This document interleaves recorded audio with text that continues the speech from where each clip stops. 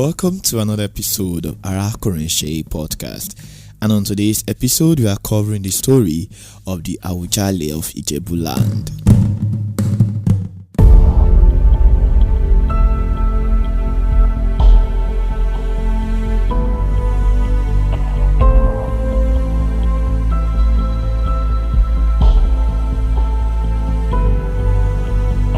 On November 23rd, 1981, Governor Victor Olabisi Onabanjo of Ogun State signed a formal order suspending Oba Sikiru Adetono from office as the Awujale of Ijebu land until further notice.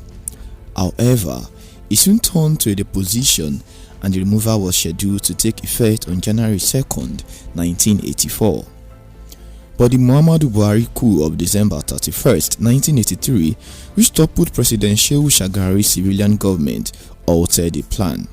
Buhari's intervention inadvertently preserved the Awujale's reign for the next 41 years. By the early 1980s, Oba Sikiru Kayode Adetono, the Awujale of Ijebu land, and Governor Victor B.C. Onabanjo, both sons of Ijebu, had entered a tense phase. The foundation had been set years earlier when Adetono had generously assisted Onabanjo during his illness and even provided accommodation and support while he studied in London.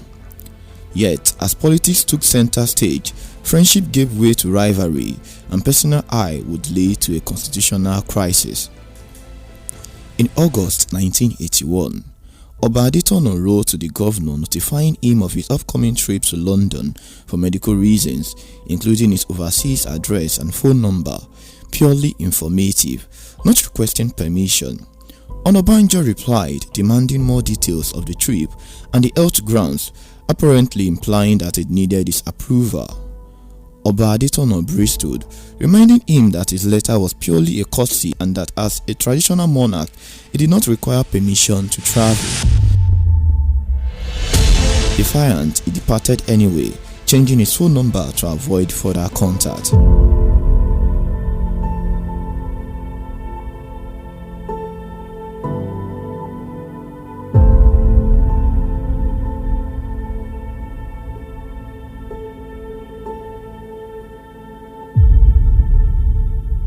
On November 23, 1981, Governor Onabanjo issued a proclamation suspending the Awujale from office, an unprecedented move. He established a commission of inquiry under Justice Solomon Oshogbetun to investigate Oba Adetono's perceived insubordination and administrative conduct. True to the governor's intention, the commission reported unfavorably, and by early 1982, the Awujale was formally deposed by the Ogun State Executive Council. Oba Sikiru Kayode Adetono mounted a legal challenge against the Ogun State government, contesting the validity of the Oshogbetun Commission of Inquiry, which had recommended his deposition. His legal team was formidable, led by none other than Chief F.R.A. Williams, one of Nigeria's greatest legal minds, and supported by Chief Shina Odedino, a prominent Ijebu lawyer. As the case made its way through the courts, political events moved with dramatic speed. Governor B.C. Onabanjo, the man who had orchestrated the deposition, was re-elected and sworn in for a second term on October 1st, 1983. For a time, it appeared that the Awujale's fate had been sealed. But destiny, always patient, waited quietly in the wings. Just 2 months and 30 days later, on December 31st, 1983, the Nigerian Second Republic collapsed in a swift military coup. In a broadcast, Brigadier Sani Abacha announced the takeover of the government by the military. Democratically elected administration of President Seyi Shagari was overthrown, and Major General Muhammadu Buhari assumed the role of the head of state. In Ogun State, Brigadier Oladipo Diya, a fellow Ijebu son from Odogbolu, was appointed the new military governor. The terrain had shifted. Then, in 1984, the divining moment arrived. Justice Kolawole of the Ogun State High Court delivered a landmark judgment. The The court nullified the findings of the Shogbetun's commission and ruled that Oba Adetona's deposition was unlawful. It ordered his immediate reinstatement to the stool of the Awujale of Ijebuland. The military administration of Brigadier Diya, rather than appealing the ruling, respected the court's decision. Without drama or delay, the judgment was enforced, and thus, Oba Sikiru Kayode Adetona returned to his throne in Ijebu-Ode, restored, vindicated, and unbroken.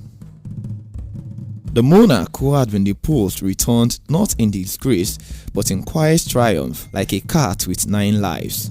He resumed his place not only as a custodian of tradition but as a symbol of endurance, dignity, and a power of lawful resistance. From that moment, a new era began, an era that would span decades, as Oba Adetona continued to reign with wisdom, courage, and conviction. The scars of 1981 remained, but they became part of a larger story, one of resilience in the face of injustice, and a king who refused to be cowed. Over the next 41 years, until his transition on July 13, 2025, Oba Sikiru Kayode Adetona would go on to become one of Nigeria's longest-serving monarchs, revered across the nation not only for his longevity but for the strength of his character and the example he set.